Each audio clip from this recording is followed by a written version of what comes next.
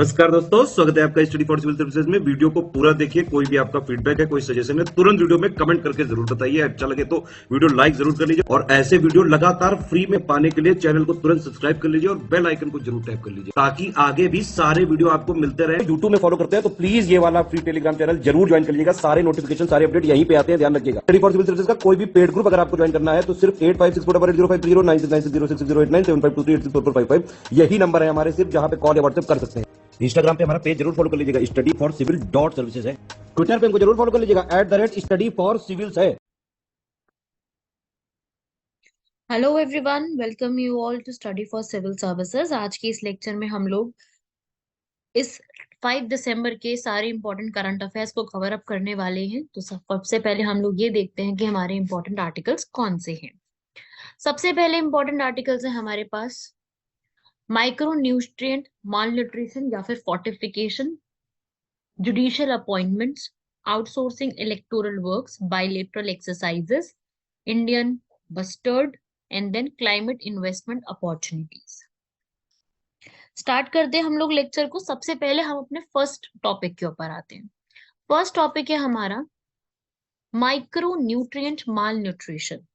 माल nutrition के ऊपर पहले भी मैं आपको ऑलरेडी थोड़ा बहुत एक्सप्लेन कर चुकी हूँ कि जो माल न्यूट्रिशन जैसी चीज होती है, जो हमारे एग्जाम में जो ऐसे वाला एग्जाम है इस पे डेफिनेटली कोई ना कोई क्वेश्चन बन सकता है कि माल न्यूट्रिशन के क्या कारण है, किस तरीके से ये चीजें होती हैं, इसका जो है अगर ऐसा होता है तो उसकी डेफिशिएंसीज क्या क्या होती है, उसके जो है वो परिणाम क्या होंगे देखने को मिलेंगे, ये सब चीजें पूछी जाती हैं।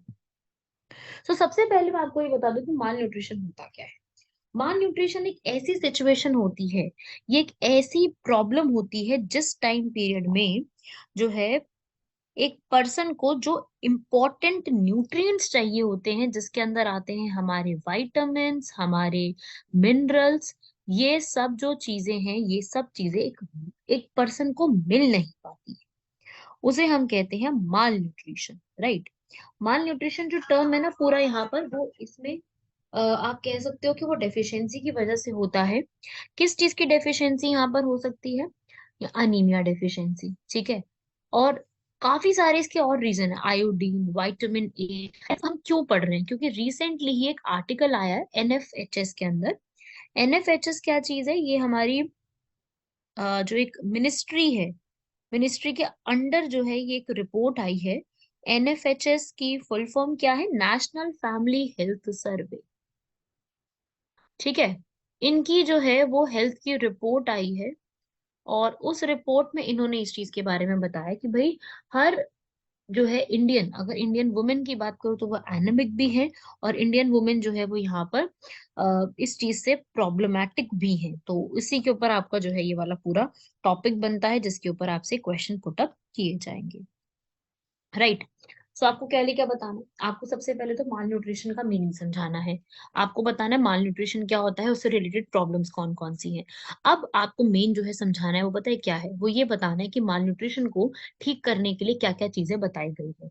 Food fortification. फूड फोर्टिफिकेशन क्या होता है कि जैसे क्या होता है ना कि एक कंटेंट की कमी होती है ना, तो क्या होता है, जब डेलिबरेटली आप जो है जानबूझकर यहाँ पर जो है वो उस पूरे प्रोडक्ट के अंदर जो कमी चल रही है ना उसको बढ़ा देती है, ठीक है। जो कमी चल रही है उसको और ठीक करने के लिए इम्प्रूव किया जाता है। यहाँ पर जो है, यहाँ पर फोर्टिफिकेशन जो होता है वो कंटेंट यहाँ पर बढ़ा देना वाइटामिन्स और मिनरल्स का, जिससे क्या होगा, जो उस समय माइक्रो न्यूट्रिएंट की कमी रह गई है, ठीक है, उसमें और उसको ठीक कर लिया जाएगा। जैसे कि राइस और व्हीट है, उनको हम फोर्टिफाइड करते हैं किसके साथ? Iron, folic acid, vitamin B 12, इन सब से जो माइक्रो न्यूट्रिएंट्स यहाँ पे कमी रह गई उनको ऐड कर दिया जाता है। जो यहाँ पर पूरा कौन देखता है? वो FSSAI। आप लोगों ने देखा है ना सब जगह पे कैसा करके निशान बना होता है, ये आप सबने देखा ही होगा। तो इसे कोई हम क्या कहते हैं? जो है FSSAI। तो ये FSSAI यहाँ पे पूरे जो है वो एक पूरे स्टैंडर्ड्स तय करता है। यहाँ पर वो ये बताता है कि जैसे अब वीट, आयरन, वीट, राइस और मैदा है, इसके अंदर हम लोग iron, folic acid, vitamin B 12, salt के अंदर आयरन और आयोडीन, ऑयल के अंदर जो है हम लोग विटामिन ए और विटामिन डी यहाँ पर बढ़ाएंगे, जिससे क्या होगा कि हमको और बेनिफिट और ज्यादा यहाँ पर फायदा प्रोवाइड किया जा सकता है। 30 to 50% यहाँ पर रिकमेंड किया जाता है। अगर कोई भी ऐसा फूड है जो फोर्टिफाइड है, उसके बेनिफिट क्या होते हैं, ऐसा इस्तेमाल किया भी गया था। जो है महाराष्ट्र के गढ़चिरोली डिस्ट्रिक्ट में यहाँ पर जो है अनीमिया के केस में बहुत ज्यादा जो है प्रिवेंशन देखने को मिली है। एकदम यहाँ पर परसेंटेज जो है वो डाउन हुई है। राइस जो है वो भी यहाँ पर 65% ऑफ इंडिया की पॉपुलेशन खाती है, तो उसके अंदर भी यहाँ पर पीडीएस सिस्टम के through, public distribution system, PM पोषण स्कीम के थ्रू यहाँ पर जितने भी उसके माइक्रो न्यूट्रिएंट्स है उसको यहाँ पर और जो है उसमें एड ऑन करने की कोशिशें बहुत सारी की भी गई है। राइट। तो ये था हमारी यहाँ पर, इसको याद रखिएगा। सेकंड टॉपिक है इसके अंदर जुडिशियल अपॉइंटमेंट्स के ऊपर। ये वाला मैं टॉपिक कई बार आपको बता चुकी हूँ, उसके ऊपर हम कई बार डिस्कस भी कर चुके हैं। जो हमारा ये पूरा गवर्नमेंट का ये पूरा एक ये अपॉइंटमेंट का सिस्टम है, अपॉइंटमेंट है यहाँ पर जितनी भी अपॉइंटमेंट्स होती हैं, वो यहाँ पर क्या है कि जो कोलिजियम सिस्टम चल रहा है, मैंने आपको पहले भी कई बार इस टॉपिक के ऊपर बताया हुआ है, कोलिजियम सिस्टम के ऊपर समझाया हुआ है। तो ऐसा है कि जितना भी ये जुडिशरी अपॉइंटमेंट्स होती है ना, उसके ऊपर आज भी कोई एक सिंगल रूल एस्टैब्लिश नहीं हो पाया है। जुडिशरी के ऊपर जो है यहाँ पर जो एक तरीके से एक पूरा सिस्टम जो है यहाँ पर नहीं हो पाया है। तो यहाँ पर जो गवर्नमेंट की जो स्ट्रैटेजी है ना, वो यहाँ पर क्या हो रही है कि एक कोलिजियम के थ्रू ही होता है पूरा। कोलिजियम जो है यहाँ पर ये एक प्रॉब्लम क्रिएट कर रहा है। तो अभी भी ना ये एक प्रॉब्लम बना हुआ है, जैसे कि आपको मैंने पहले भी कई बार इसके बारे में बताया है। क्या होना चाहिए कि जो जुडिशरी और एग्जीक्यूटिव है, इनके बीच में जो है वो प्रॉब्लम्स आ रही हैं। वैसे तो देखो आर्टिकल 50 के तहत जो डीपीएसपी है उसमें ये लिखा हुआ है कि जुडिशियल और एग्जीक्यूटिव अपना अपना काम करेंगे, क्योंकि दोनों ही एक दूसरे की बात सुनने को कभी कभी तैयार नहीं होते हैं। तो यहाँ पर क्या होता है कि यहाँ पर जो लॉयर्स होते हैं वो अपनी मर्जी से यहाँ पर आना चाहते हैं। जो लॉयर्स है वो अपनी मर्जी से अपने तरीके से यहाँ पर काम नहीं अगर होगा उनका, तो वो भी प्रॉब्लम क्रिएट करेगा। राइट। तो क्या होता है कि ये पूरा जो सिस्टम है ना, ये कोलिजियम सिस्टम बहुत बड़ा एक इशू है। तो ये एक बहुत बड़ी प्रॉब्लम है। ठीक है। तो इस तरीके से ये सारी जो कोलिजियम सिस्टम की प्रॉब्लम चल रही है वो आज भी इसके ऊपर सॉल्व नहीं हो पाया। अगर यही सेम चीज आगे चलती रही तो होगा क्या यहाँ पर, प्रॉब्लम ये होगी कि यहाँ पर पॉलिटिकल लीडरशिप जो है वो यहाँ पर सही नहीं रह पाएगी। मैंने इस पूरे टॉपिक को ऑलरेडी अपने पहले की जो क्लासेस है ना उसमें समझाया है, इसको उसको एक्सप्लेन किया है कि ये कोलिजियम सिस्टम हमारे इंडिया के लिए क्यों प्रॉब्लम अभी यहाँ पर दे रहा है। राइट। नेक्स्ट इसके बाद थर्ड टॉपिक है हमारा, तो जो मैंने आपको पहले बताया हुआ ना उसी पे आप लोग कंप्लीट कर लीजिएगा, जो पहले समझाया भी हुआ है। नेक्स्ट है यहाँ पर आउटसोर्सिंग इलेक्टोरल वर्क। अब क्या वर्क होता है, क्या इसका मीनिंग होता है, इसको अब हम समझ लेते हैं कि इलेक्टोरल वर्क में यहाँ पर क्या चीज आती है। आउटसोर्सिंग इलेक्टोरल वर्क होता क्या है इसके अंदर। सबसे पहले तो मैं आउटसोर्सिंग का मीनिंग बता दूं। पहले आउटसोर्सिंग होता है कि आप किसी और पर्सन को यहाँ पर हायर करते हो। ठीक है। जो कंपनी के बाहर के लोग होते हैं ना उनको आप हायर करते हो। ठीक है। हुआ क्या, आउटसोर्स करना शुरू कर दिया, जो इलेक्शन के काम है सारे उनको प्राइवेट एजेंसीज को देना शुरू कर दिया, जिसकी वजह से क्या डर है कि भाई जो डेटा है वो चोरी हो सकता है ना। ये प्रॉब्लम यहाँ पर है। तो ये आज के समय में यही है। तो हुआ क्या था, बृहद बेंगलुरु महानगर पालिका का ये डिसीजन आया था कि जो एक एनजीओ है Chilume educational trust and rural development trust, वो यहाँ पर जो है वो क्या करना चाहती थी, वो यहाँ पर जो है वो हाउस टू हाउस सर्वे करना चाहती थी, ताकि वो लोगों में वोटर अवेयरनेस को यहाँ पर बढ़ाया जा सके। तो इन्होंने एनजीओ की इस परमिशन को कैंसिल किया, क्योंकि इसमें आउटसोर्सिंग वर्क हो गया ना, हमने किसी और को यहाँ पर डेटा कलेक्शन करने का जो है वो एक जिम्मेदारी सौंप दी है। तो ये जो है इन्होंने यहाँ पर नेक्स्ट जिम्मेदारी वहां तक सौंपी है। तो उसकी वजह से क्या प्रॉब्लम हुई है यहाँ पर, इन सब चीजों की वजह से जो है प्राइवेट कंपनी के हाथ में अगर चीजें जा रही है ना, तो वो प्राइवेटली अगर कोई चीज उनके हाथ में जा रही है तो वो एक प्रॉब्लम क्रिएट कर रही है, प्राइवेट के यहाँ पे जा रहा है। ऐसा बोला है कि भाई उन्होंने डोर टू डोर सर्वे किया है, ऐप में सारा जो है वो किया है। तो उससे क्या है ना कि उन्होंने उनका डेटा यहाँ पर एक तरीके से आइडेंटिफिकेशन डिटेल्स लेके डेटा यहाँ पर जो है वो चुराने की एक तरीके से कोशिश करी है। ठीक है। तो ये एक प्रॉब्लम यहाँ पर देखने को मिली है। तो वही अगर कोई एनजीओ इस तरीके का डेटा कलेक्ट कर रहा है, अब डेटा कलेक्शन में क्या क्या होता है आपको पता है कि आधार कार्ड होता है, voter ID card, phone number. तो क्या होता है कि वो पार्टीज जो है वो इजीली उसको इस्तेमाल कर सकती है, आराम से उसको पूरा जो है वो टारगेट कर सकती है उसको। तो यहाँ पर वही है, बृहद बेंगलुरु महानगर पालिका को यहाँ पर ये इंश्योर करना चाहिए था कि अगर ऐसा कोई भी डेटा है तो उसको उसी वक्त डिलीट करवा दिया जाए, और साथ ही साथ उनके जो लीगल एक्शन लिया जाए एनजीओ के अगेंस्ट, जिस भी एनजीओ ने अपना डेटा को चोरी किया है या उसको लीक करने की कोशिश करी है या उसका मिसयूज करने की कोशिश करी है, तो उसका जो है वो डेटा यहाँ पर इस जो भी इस तरीके की चीज हुई है उस पर कुछ ना कुछ एक्शन भी यहाँ पर लिया जाना चाहिए। बाकी वही है कि अगर हम यहाँ पर जो है वो आपको भी पता है कि आज के समय में जो हमारा आधार कार्ड है वो हमारे वोटर आईडी कार्ड से लिंकेज है। तो उससे उससे होता क्या है, तो जो भी हम हमें पता है कि हम एक ही जगह पर सब जो है हमारा आधार एक पहचान पत्र है। तो उससे क्या होता है कि हम बहुत जगह पे जो एनरोलमेंट कराते हैं, अपना फॉर्म फिलिंग करते हैं, उससे हम बच करके एक ही जगह पे सारी चीजें हम कर सकते हैं। ठीक है। हमें उससे क्या होगा, वोटर की जानकारी लेना, कहाँ पर वो काम कर रहे हैं, नए वोटर आईडी कार्ड बनाना, ऑथेंटिकेशन जो हमारा प्रमाणीकरण होता है ना, वो बहुत आसान हो जाता है इन सब चीजों से। और ये सच्चाई भी है। लेकिन जैसे कि ये चीज जो है ये एक सही भी है, तो ये अपने साथ एक प्रॉब्लम भी लेके आती है। क्यों? क्योंकि आप भी जानते हैं कि डेटा प्रोटेक्शन लॉ अभी भी कोई नहीं है, डेटा को कैसे संरक्षण किया जाए इसके ऊपर हमारा आज तक कोई अभी तक कानून बना भी नहीं हुआ है। तो अगर उसके ऊपर कोई कानून नहीं है तो क्या होता है ना कि डेटा को चोरी हो जाना, डेटा का मिसयूज कर देना, इन जो हमारे जो भी हमारे मतदाताएं हैं उनका जो मताधिकार है वहां से वंचित रहने की संभावना, ऐसी संभावनाएं बहुत ज्यादा बढ़ने लगती हैं। तो ऐसी संभावनाएं अगर बढ़ने लगती हैं तो उसमें प्रॉब्लम भी होती है, तो वो प्रॉब्लम क्रिएट होती है यहाँ पर, जिसकी वजह से ये एक इसके नुकसान भी है ना। अब यहाँ पर क्या है कि यहाँ पर आप पढ़ेंगे जो आधार कार्ड है वो यहाँ पर आपका राइट टू प्रिवेसी, अगर आप आधार कार्ड हर जगह पे लिंक करते हैं तो आपकी राइट टू प्रिवेसी जो हमारा आर्टिकल 21 है उसके अगेंस्ट जाने की यहाँ पर बात करता है ना। उससे अगेंस्ट हम यहाँ पर चले जाएंगे राइट टू प्रिवेसी की, क्योंकि आपकी प्रिवेसी नहीं रही यहाँ पर। तो ये एक बहुत बड़ी जो है वो प्रॉब्लम्स इसके अंदर देखने को मिलती है। समझ गए सब लोग? तो इस तरीके से आपका ये कुछ इंपॉर्टेंट है। देखिए, जो भी आपने अभी आर्टिकल्स पढ़े हैं, आपने अभी ये आर्टिकल पढ़ा, ये आर्टिकल आपके लिए एक नॉलेजेबल आर्टिकल था। इसमें आपका ज्यादा क्वेश्चंस नहीं पुटअप कर सकते इसमें, कि इसके ऊपर आपसे कोई बहुत बड़ा क्वेश्चन पुटअप कर लिया जाएगा, ऐसा नहीं है। ठीक है, यहाँ पे कोई आपसे क्वेश्चन पुटअप नहीं होगा, बस ये आपकी एक नॉलेज था। ये आपके इंटरव्यूज वगैरह में वहां पर काम आ सकता है, उसके ऊपर क्वेश्चन पूछा जा सकता है। तो इस पे बहुत ज्यादा कोई क्वेश्चन नहीं बनेंगे आपके।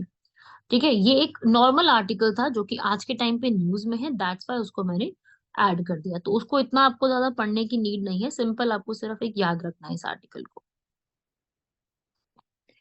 चलिए बढ़ते हैं हमारे फोर्थ आर्टिकल की तरफ। फोर्थ आर्टिकल है हमारा बायलेटरल एक्सरसाइजेस को, क्योंकि अब जो है रिसेंटली ही युद्ध अभ्यास, जानते हैं युद्ध अभ्यास को, सुना होगा आप सब लोगों ने नाम। युद्ध अभ्यास किसके साथ की जाती है? इंडिया और यूएसए के बीच में। ठीक है। आप भी जानते हैं बायलेटरल एक्सरसाइजेस इंडिया की जो है वो परफॉर्म करती आ रही हैं, काफी समय से हम लोग बायलेटरल एक्सरसाइजेस को परफॉर्म कर रहे हैं। तो अब आपका इससे आपके काफी सवाल बन सकते हैं। बायलेटरल एक्सरसाइजेस काफी सारी होती है, मैं आपको थोड़ा थोड़ा सा सबके बारे में यहाँ पर बता देती हूँ, इंपॉर्टेंट है। बायलेटरल का मतलब क्या होता है? बायलेटरल यहाँ पर जो है द्विपक्षीय, इसका मतलब होता है दो देशों के बीच में, है ना। ऐसा नहीं कि सिर्फ दो देशों के बीच में होता है, हमारी बहुत सारी और भी होती है। अगर मैं यहाँ पर बात करूं सबसे पहले ऑस्ट्रेलिया की, ठीक है। ऑस्ट्रेलिया की हमारी कौन सी होती है? ऑस्त्र हिंद। साथ ही साथ हमारी इनके साथ एक और होती है एक्सरसाइज पिच ब्लैक। एक और एक्सरसाइज होती है एक्सरसाइज ऑसिनडेक्स। तो रिसेंटली अभी बहुत सारी एक्सरसाइजेस चलती हैं, जैसे कि युद्ध अभ्यास, अभी एक्सरसाइज ऑस्ट्राहिन। युद्ध अभ्यास भी यहाँ पर की जा रही है। ये हमारी किसके साथ होती है? यूएसए के साथ। यूएसए के साथ हम काफी सारी एक्सरसाइज करते हैं, जैसे कि युद्ध अभ्यास, वज्र प्रहार, नोट बना लीजिए सब लोग, इसको लिख लीजिए। युद्ध अभ्यास, वज्र प्रहार, कोबरा, रेड फ्लैग, मालाबार।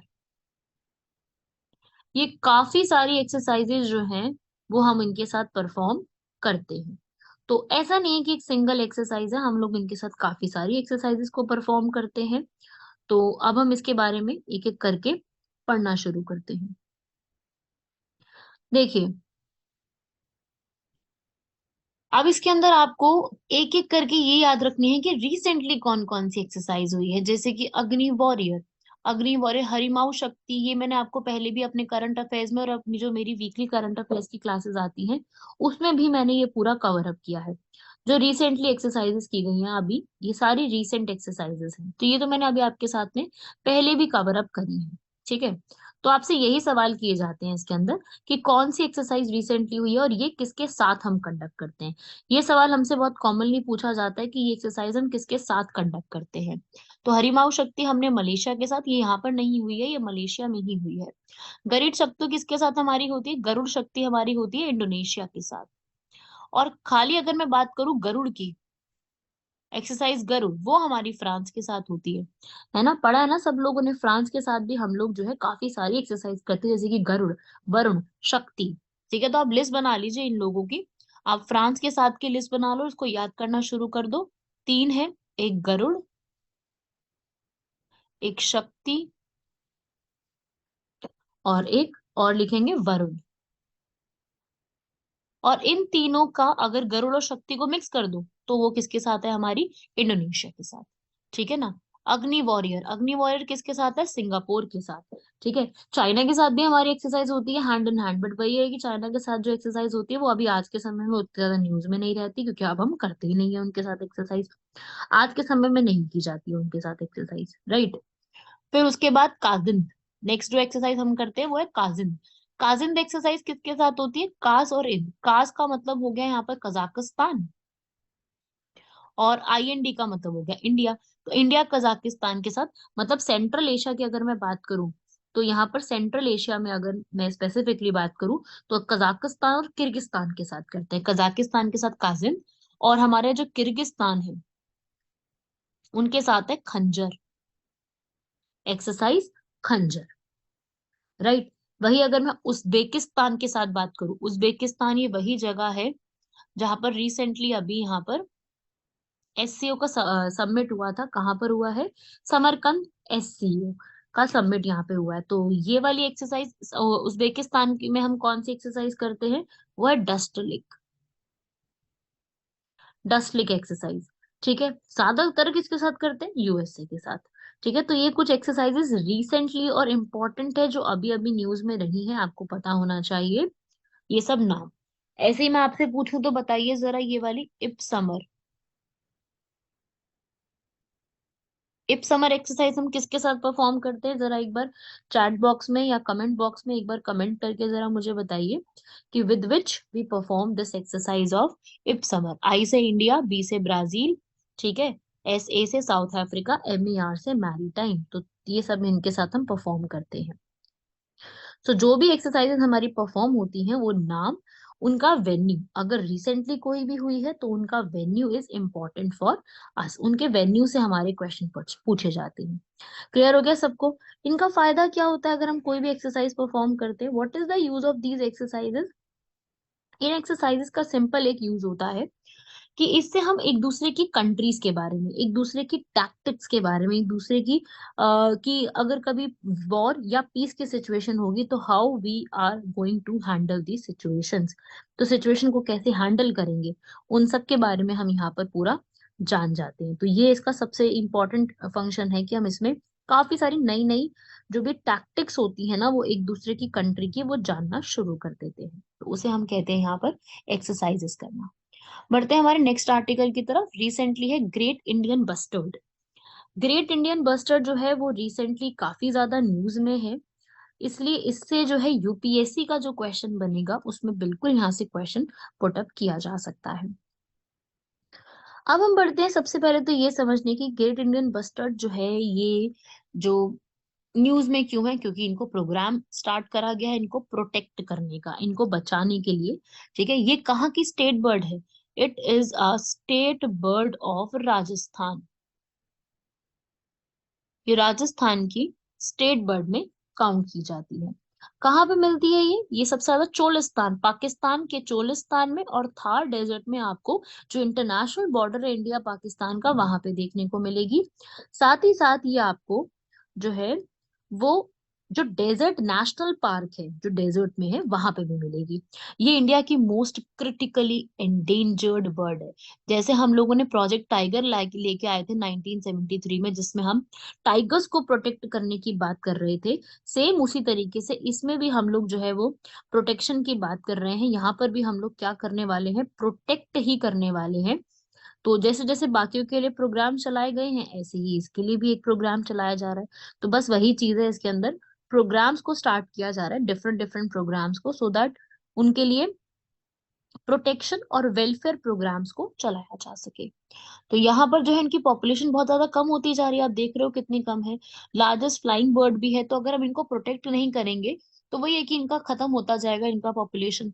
तो खत्म क्यों हो रहा है एक्चुअली में, पॉपुलेशन खत्म क्यों हो रहा है? क्योंकि क्या हो रहा है कि जो है हैबिटेट की जो इनकी जो इनको प्रवास जो इनको रहना होता है वहां पे उस चीज की हानि होती जा रही है। ठीक है। तो यहाँ पर जो वो जो एक इनकी जो एक एरिया है ना वो वहां पर कम होता जा रहा है, क्योंकि लोगों का रहना जो है ना वो बढ़ता जा रहा है। स्ट्रे डॉग्स यहाँ पर उनको अटैक करते हैं उनके एग्स के ऊपर। साथ ही साथ ये ज्यादा लंबी उड़ान नहीं भर पाते, जिसकी वजह से क्या होता है, जो भी बिजली की तारें होती हैं, बिजली की तारों में अड़कर कई बार इनकी डेथ भी हो जाती है। तो ये तो काफी बड़ा इशू है इसके अंदर। सो ग्रेट इंडियन बस्टर्ड जो है यहाँ पर वो एक बहुत बड़ा ग्रुप है। और ये सबसे ज्यादा, आप यहाँ पे रीड करिए कहाँ पे मिलती है ये सबसे ज्यादा इंडिया पाकिस्तान में है। 200 से ज्यादा इनकी पॉपुलेशन राजस्थान, गुजरात, महाराष्ट्र, मध्य प्रदेश, कर्नाटका, आंध्र प्रदेश में है। कहाँ पर है वो भी मैंने यहाँ पर लिखे, आप नाम यहाँ पे पढ़ सकते हैं। इनको प्रोटेक्ट करने के लिए जो है काफी प्रोटेक्टेड एरियाज भी है। इनको संरक्षण करने के लिए इनके क्षेत्र कौन से बनाए गए हैं, राजस्थान, गुजरात, एमपी, महाराष्ट्र, आंध्र प्रदेश, आप ये रीड कर सकते हैं। ये सारे नेशनल पार्क हैं और ये सारी वाइल्ड लाइफ सेंचुरी है। आपके एग्जाम में पूछा जाता है, एग्जाम में सीधा क्वेश्चन आता है कि ये वाला नेशनल पार्क, ये वाली वाइल्ड लाइफ सेंचुरी कहाँ पे बनी हुई है, इसकी लोकेशन कहाँ पर है। तो डायरेक्टली इन टॉपिक्स पे क्वेश्चन पूछे जाते हैं, तो इनको भी आपको याद करना है। वही अगर मैं बात करूँ लिस्ट में इनका क्या है, लिस्ट में आप लोग जानते हैं कि जो है आईयूसीएन की रेड लिस्ट में है ये। ठीक है, ये तो आप जानते हैं ना सब लोग। आईयूसीएन की रेड लिस्ट में कौन सी उसमें है, गंभीर रूप से लुप्त प्राय श्रेणी में है। और जो हमारा Indian wild life protection act 1972 का जो पार्लियामेंट ने पास किया था, वो वाले एक्ट में भी इनका जो पोजीशन है वो शेड्यूल 1 में है, साइट्स में भी अपेंडिक्स 1 में है, और ये साथ ही साथ स्टेट बर्ड भी है। ठीक है, तो ये सब इसके अभी प्रेजेंटली, और सरकार इनको प्रोटेक्शन देने के लिए जो है रिसेंटली काफी सारे स्टेप्स ले रही है। ठीक है, जैसे कि इनको एक रिकवरी प्लान चलाना, इनके लिए अलग से जो है ब्रीडिंग फैसिलिटी लेकर के आना।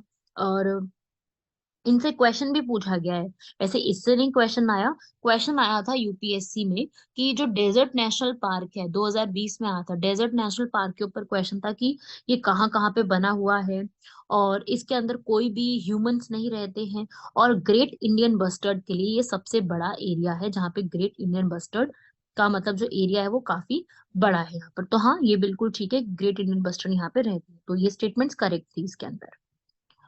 राइट,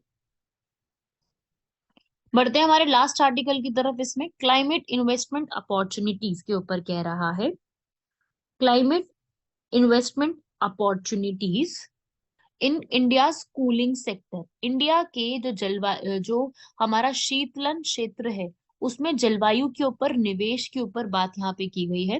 क्या है कि 2040 तक भारत में जो ग्रीन कूलिंग है उसके लिए 1.6 ट्रिलियन डॉलर का सरकार जो है वो निवेश करने का सोच रही है, ऐसा वर्ल्ड बैंक की रिपोर्ट यहाँ पर कहती है। राइट, तो अब ये है क्या, अब पहले तो हम ये समझते हैं कि इस पूरे आर्टिकल में जो है वो कूलिंग सेक्टर के ऊपर क्या बात की गई है। कूलिंग सेक्टर यहाँ पर क्या चीज है और ये क्लाइमेट को किस तरीके से टैकल करेगा, मतलब क्लाइमेट में ऐसा क्या खास करने वाला है। ये काफी ज्यादा ना अभी न्यूज में चल ही रहा था, वर्ल्ड बैंक ने रिसेंटली ये बोला भी है। तो वही है कि इसके अंदर जो है अगर हीट बढ़ती जाएगी, हीट ज्यादा बढ़ेगी, हीट वेव बढ़ती जाएगी, तो बहुत प्रॉब्लम यहाँ पे होगी। तो हमें क्या करनी पड़ेगी, कूलिंग चीजों को यहाँ पे लेके आना पड़ेगा। देखो वर्ष 2030 से ऐसा बोला जा रहा है कि भारत में हर साल एक हीट वेव आएगी जिसमें जो अगर कोई भी व्यक्ति यहाँ पर उसके संपर्क में आता है तो उनको क्या होगा, जो अ, यहाँ पर जो लोगों की जो जानें हैं वो भी यहाँ पर जाएंगी, और साथ ही साथ लोगों की जो जॉब्स हैं वो भी यहाँ पे जाएंगी, क्योंकि लोग जो है घर से बाहर नहीं निकल पाएंगे। तो यहाँ पे क्या है कि 2037 तक आते आते कूलिंग की मांग यहाँ पर इतनी बढ़ने लग जाएगी, क्योंकि इतनी ज्यादा धरती पे गर्मी जो है वो बढ़ने लग जाएगी, और गर्मी बढ़ने की वजह से प्रॉब्लम यहाँ पर बढ़ने ही लग जाएगी। तो उसकी वजह से क्या करना पड़ेगा, भारत को अब एक शीतलन क्षेत्र में अपने जो है इसके अंदर कूलिंग सेक्टर के अंदर अब यहाँ पर इन्वेस्टमेंट यहाँ पर करनी ही पड़ेगी, और ऐसी टेक्नोलॉजी लानी पड़ेगी जिससे जो है पूरा जो एटमॉस्फेयर का जो टेम्परेचर है ना वो ठंडा रखा जा सके।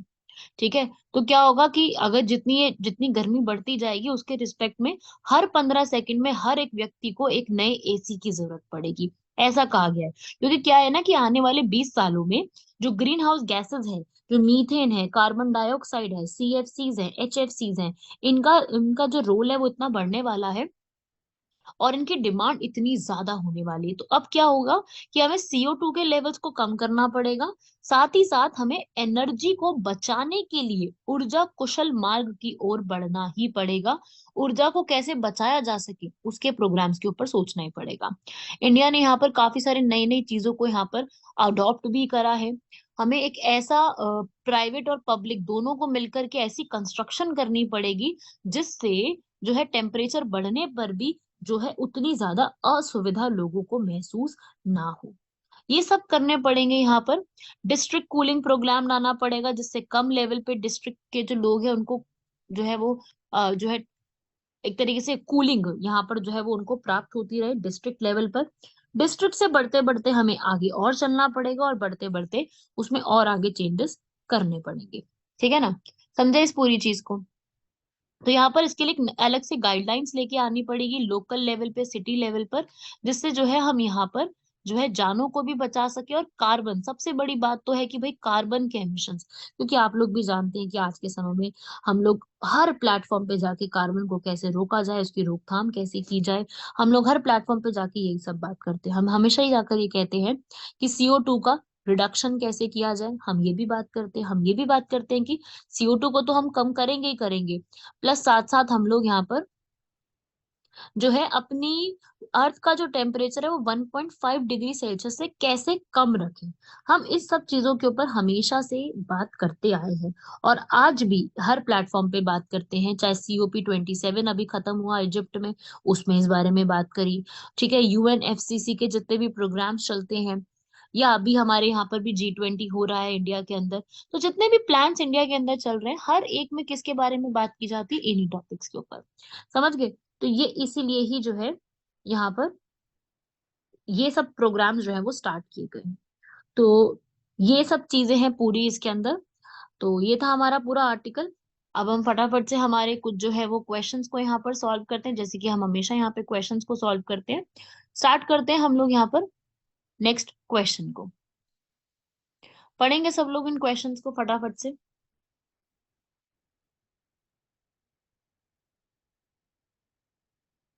क्वेश्चन कह रहा है हमारा कि जो यूनाइटेड नेशन सिक्योरिटी काउंसिल है, सब लोग जानते हैं ना, यूनाइटेड नेशन जो है उसके 6 अंग हैं, यहाँ पर 6 प्रिंसिपल ऑर्गन्स हैं। और उन प्रिंसिपल ऑर्गन में जो है हमारी जो हमें मेंबरशिप मिली थी वो 2021 से 22 तक के लिए 2 साल के टर्म के लिए थी। बिल्कुल सही बात है।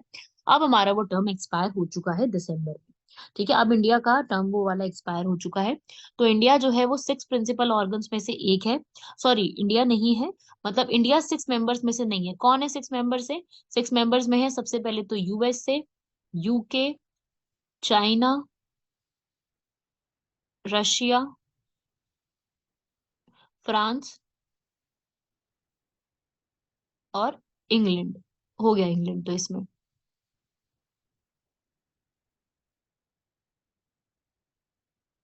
ठीक है भाई, तो ये सारे हैं इसके अंदर हमारे 6 परमानेंट मेंबर्स। तो ये 6 परमानेंट मेंबर्स जो है हमारे, इनका ही रिस्पॉन्सिबिलिटी है सारे के सारे सिक्योरिटी को बना के रखने की। यूनाइटेड नेशन सिक्योरिटी काउंसिल में टोटल 15 मेंबर्स होते हैं, जिसमें से 10 होते हैं नॉन परमानेंट, जो कि परमानेंट नहीं टेम्परेरी होते हैं। और इसमें से जो 5 होते हैं वो परमानेंट है, जो कि आपके सामने मैंने लिख दी है P5। राइट। और इनका काम क्या है?